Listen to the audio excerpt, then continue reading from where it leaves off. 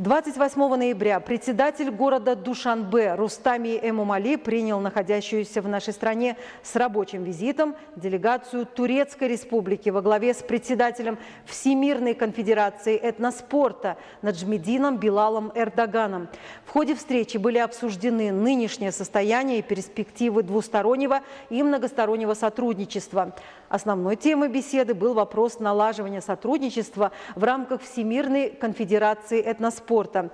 При этом было отмечено, что постоянно расширяется сотрудничество исполнительного органа государственной власти Душанбе со структурами правительства Турции. И сегодня в столице Таджикистана открыли свои представительства около 20 турецких компаний. Этому сотрудничеству придают новый импульс связи городов-побратимов между столицами двух стран Душанбе и Анкарой, которые берут свое начало с 11 декабря 2003 года.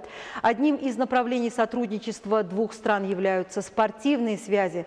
Было отмечено, что в Республике Таджикистан активно развивается сфера спорта. Наряду с традиционными видами спорта – футболом, волейболом, стрельбой из лука, метанием молота, тайквондо – здесь весьма популярны также национальные виды спорта, такие как конные скачки, борьба, конное поло. Ежегодно накануне Навруза во всех городах и районах страны проводятся многочисленные соревнования по скачкам, национальной борьбе, конному поло. Для формирования и популяризации национального спорта в Таджикистане создан Организационный комитет по проведению национальных игр.